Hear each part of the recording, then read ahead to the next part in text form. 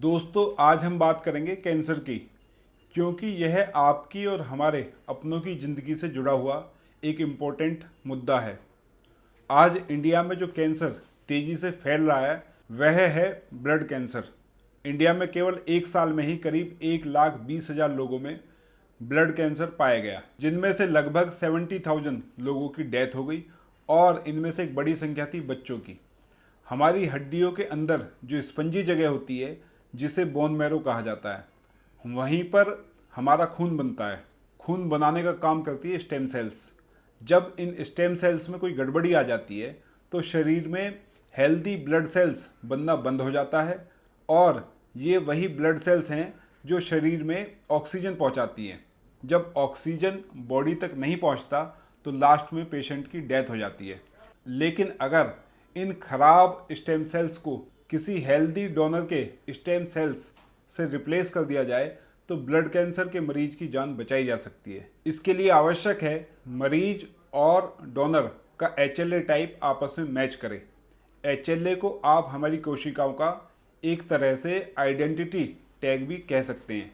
समस्या यह है कि जैसे ब्लड ग्रुप मैच करना बहुत आसान होता है, वैसे ही HLA मैच करना बहुत मुश्किल होता है। यह इतना रेयर होता है कि लगभग 10 लाख लोगों में से एक व्यक्ति का HLA मैच होने की संभावना भी बहुत कम होती है। यहाँ तक कि फैमिली मेंबर में से भी लगभग 25% ही चांस होता है कि HLA फुल मैच हो जाए। अगर हमारे देश में ज़्यादा से ज़्यादा लोग अपना HLA रजिस्ट्रेशन करवा लें तो मरीजों के लिए डोनर ढूंढना आसान हो जाएगा। यही काम एक international non profit organisation DKMS कर रही है, जो संभावित स्टेम सेल डोनर्स का डेटाबेस बनाकर रखती है।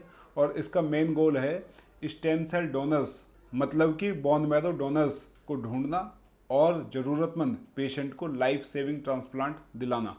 लेकिन इंडिया में अभी भी बहुत कम लोगों को इसके बारे में इन्फॉर्मेशन है। स्टेम सेल डोनेशन न केवल ब्लड कैंसर के मरीजों की जान बचाता है, बल्कि यह थैलीसीमिया के मरीजों की भी जान बचा सकता है। थैलीसीमिया की वजह से हज़ारों बच्चों की हर साल डेथ हो जाती है। थैलीसीमिया के मरीज को जिंदा रखने के लिए हर 3 से 4 हफ्ते में खून की आवश्यकता होती है, लेकिन अगर उसका स्टेम सेल ट्रांसप्लांट हो जाए तो उसके जीवन को बचाया जा सकता है।